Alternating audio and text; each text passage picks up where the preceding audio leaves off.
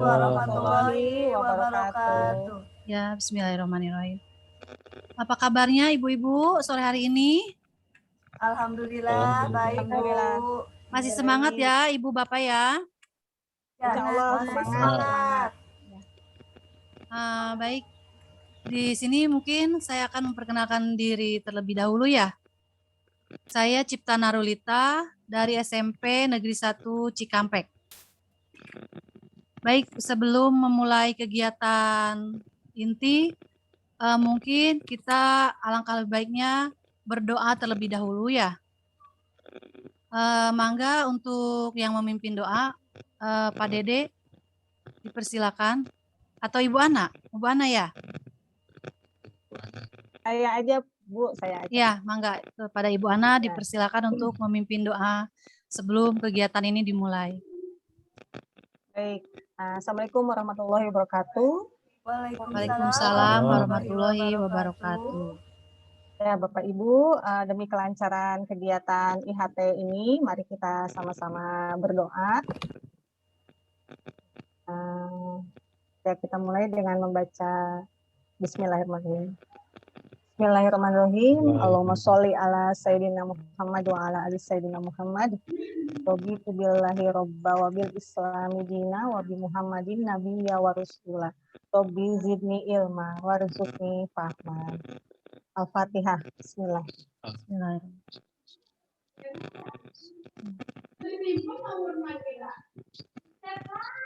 Amin, amin ya Allah, ya Rabbal Alamin. Semoga kita semua diberi kesehatan dan kelancaran dalam kegiatan IHT ini. Terima kasih. Assalamualaikum warahmatullahi wabarakatuh. Waalaikumsalam warahmatullahi wabarakatuh. Ya, terima kasih Bu Ana ya, sudah memimpin doanya. Mungkin sebelum dimulai kegiatannya, kita refresh dulu ya, biar lebih semangat di sore hari ini. Mangga dipersilakan untuk ice breaking-nya kepada Pak Dede Sanjaya. Siap. Ibu-ibu masih semangat? Semangat.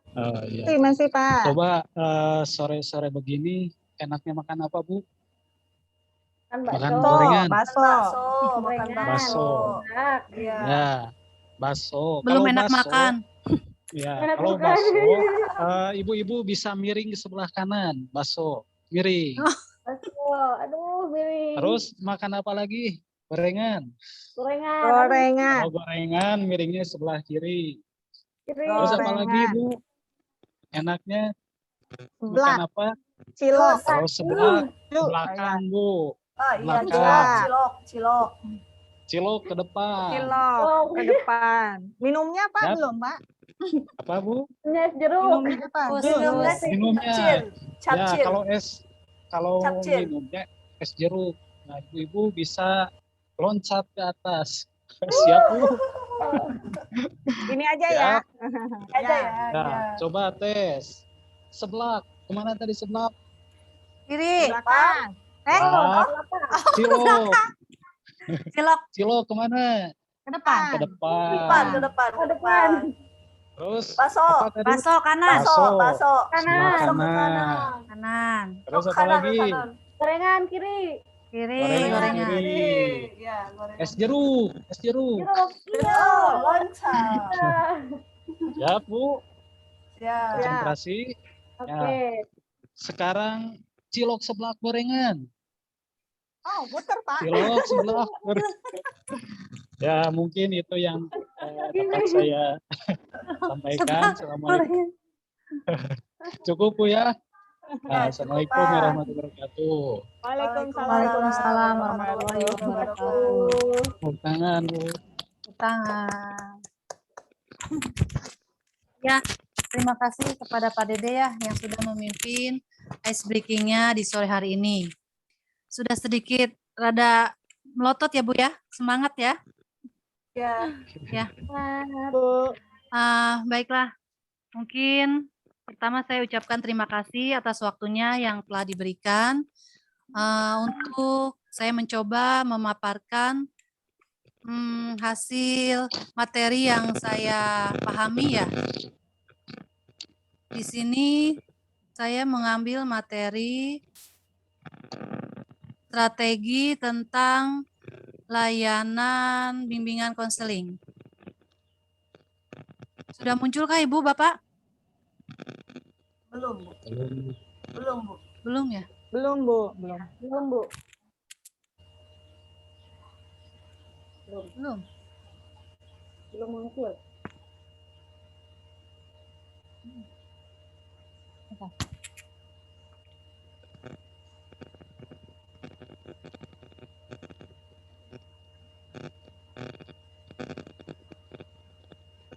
Sudah ada Bapak Ibu? Ada. Ada, Bu. Ada. Ya. Ada, Bu, ada. Ya. Mungkin ini materi yang saya ingin paparkan, yaitu strategi pelayanan, bimbingan, dan konseling. Enggak ini ya?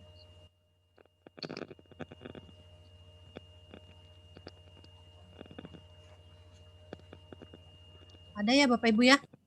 Ada, ya. Di sini strategi pelayanan, bimbingan, dan konseling diartikan sebagai pemberian bantuan kepada peserta didik dalam memahami dan dapat menyesuaikan diri sesuai lingkungannya. Dapat juga di sini strategi pelayanan BK, bimbingan konseling menggunakan pendekatan yang melibatkan keluarga sejak proses awal penerimaan murid dan melibatkan masyarakat sebagai mitra upaya pencegahan dan pengembangan potensi peserta didik secara optimal. Itu pengertiannya. Di sini ada 4 komponen strategi layanan bimbingan konseling, yaitu pertama pelayanan dasar. Dan keduanya perencanaan individual, 3 layanan responsif, 4 dukungan sistem. Di sini mungkin pelayanan dasar di sini meliputi pemberian layanan ya, pemberian layanan klasikal. Jika Bapak dan Ibu terjadwalkan, ada jadwal masuk kelas, itu bisa memberikan layanan bimbingan klasikal dengan tema umum, bebas ya Bapak Ibu ya. Di sini bimbingan klasikal diberikan sebagai pelayanan informasi atau orientasi kepada peserta didik.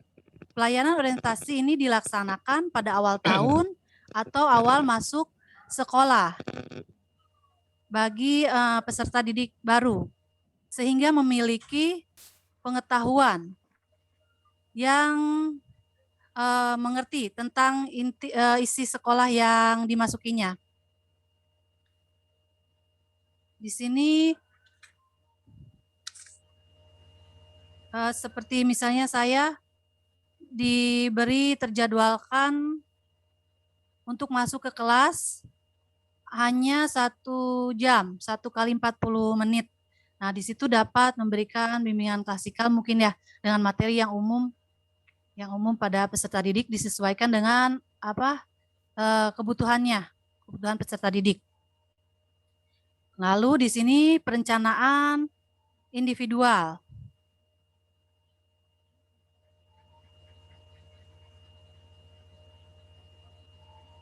Di sini guru BK untuk perencanaan individual, di sini guru BK dapat bekerja sama untuk menganalisis dan menilai kemampuan peserta didik dan bakat juga minat peserta didik, keterampilan dan prestasi belajar. Lalu keduanya guru BK dapat membantu menganalisis kekuatan dan kelemahan yang ada pada diri peserta didik, yaitu yang menyangkut pencapaian tugas, perkembangannya. Contohnya seperti aspek pribadi mungkin ya. Di sini aspek pribadi meliputi contoh siswa yang dapat bertanggung jawab pada diri sendiri. Lalu aspek sosial, memiliki kepedulian terhadap teman sebayanya dan dapat hidup rukun. Lalu aspek belajar mendapatkan di sini untuk mendapatkan nilai yang lebih baik mungkin ya. Dan bimbingan karir dapat mengembangkan bakat dan minat untuk memilih jurusannya. Dan yang ketiga di sini pelayanan responsif.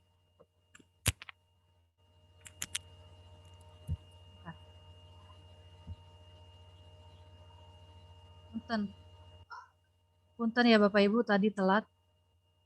Layanan dasar di sini ini pengertiannya ya.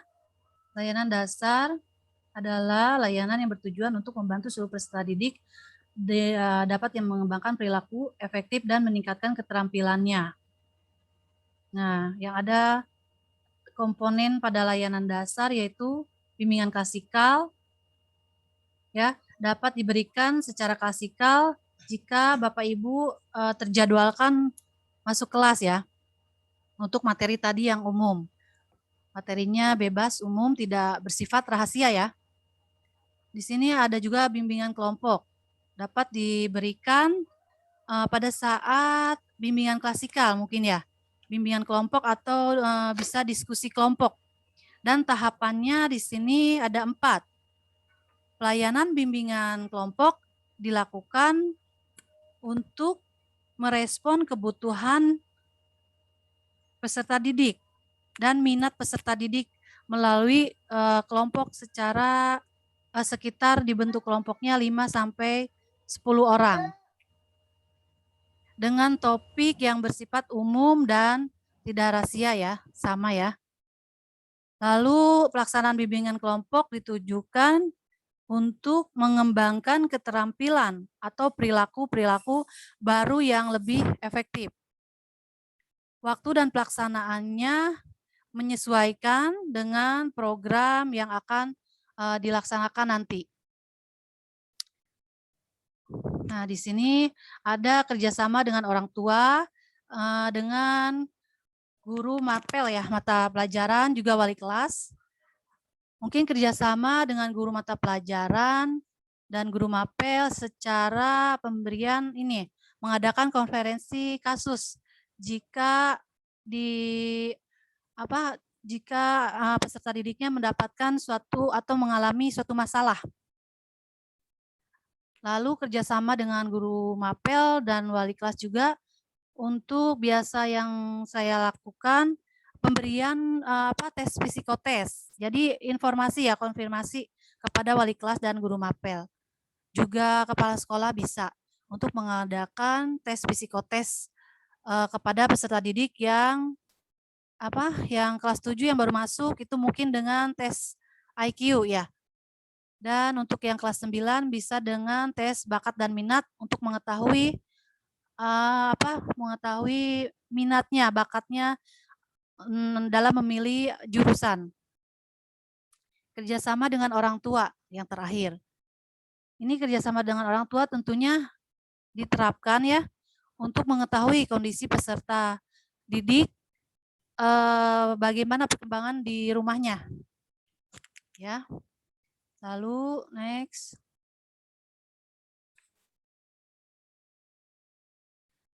Sini tadi layanan perencanaan sudah ya Bapak Ibu ya.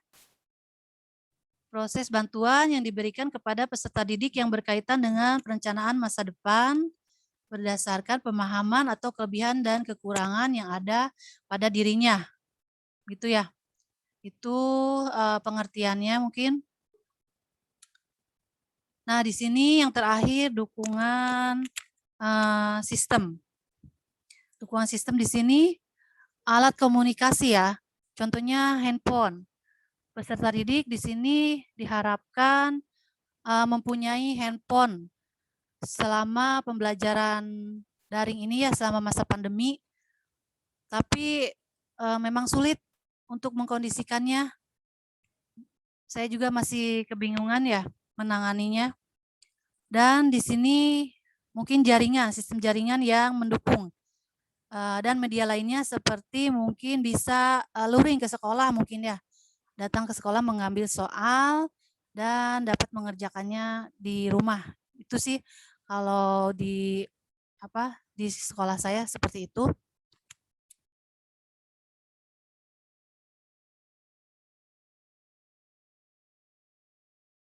kembali ke sini, belum ya tadi ya, yang layanan responsif di sini ada 4 komponen, yaitu konsultasi, yang keduanya konseling individual atau kelompok, dan ketiganya referral, dan yang keempat bimbingan teman sebaya.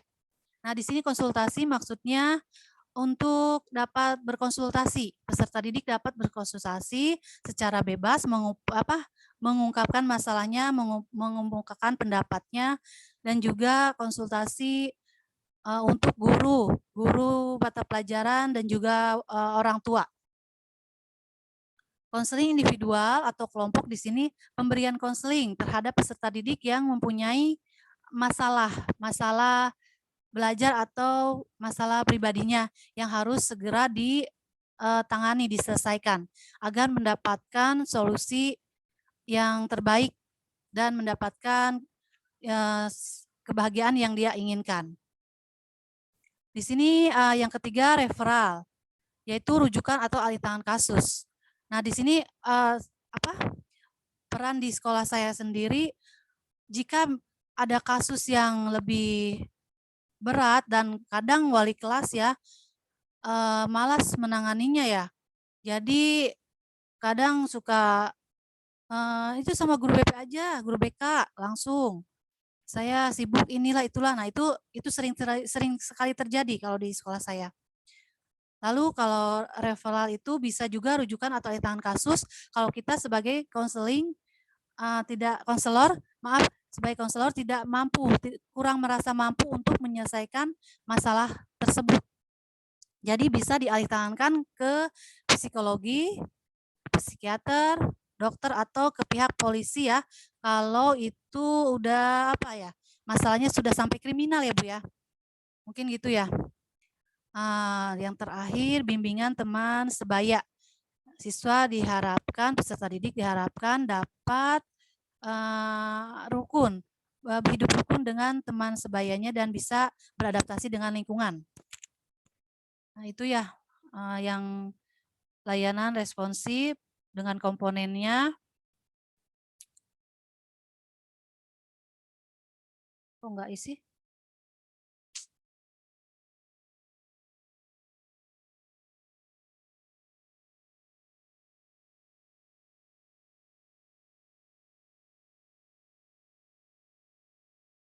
Nah, ini yang terakhir di sini tujuan. Maaf ya Ibu, Bapak, ini kok ini ya muternya, loadingnya lama. Nah, di sini tujuan strategi layanan bimbingan konseling, yaitu 1, membantu peserta didik agar memperoleh perkembangan yang normal. 2, memiliki mental yang sehat. 3, memperoleh keterampilan dasar hidup. 4, membantu siswa agar dapat mencapai tugas perkembangannya. Membantu proses dalam pembelajarannya, mungkin gitu ya. Nah, sekian dan terima kasih. Mungkin itu paparan dari saya. Jika masih banyak kekurangan, mohon dimaafkan dan silakan kepada Bapak Ibu, saya mohon masukannya, dan jika ada pertanyaan, mangga kalau saya bisa jawab ya. Mangga Ibu Ana, ya. Bu Dede. Ibu, ya saya mau bertanya. Bagaimana cara penerapan strategi layanan BK di sekolah yang Ibu ajar? Ya. Peranannya yang di sekolah saya sendiri ya. Iya, sekolah Ibu. Ya. Berkaitan dengan permasalahan peserta didik sesuai kebutuhannya. Jadi misalnya di sini dengan pemberian konseling individu. Jika peserta didik itu masalahnya sudah sudah lebih dalam ya ke masalah pribadi, mungkin itu harus mengadakan pemberian konseling individual agar peserta didik masalahnya dapat bisa terselesaikan dan waktunya bisa dikondisikan. Mungkin gitu, Ibu Dede. Ya, sudah cukup Bu. Ya, cukup ya. Terima kasih Bu untuk Sama-sama. jawabannya. Ya, terima kasih juga. Baik Bapak Ibu, mungkin demikian ya. Apa ada yang mau bertanya lagi? Atau cukup? Cukup ya. Baik, terima kasih.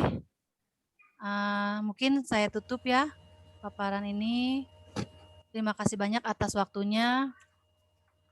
Demikian paparan dari saya. Semoga dapat bermanfaat ya untuk kita semua. Amin. Ya, amin. Assalamualaikum warahmatullahi wabarakatuh. Waalaikumsalam warahmatullahi wabarakatuh. Assalamualaikum warahmatullahi wabarakatuh.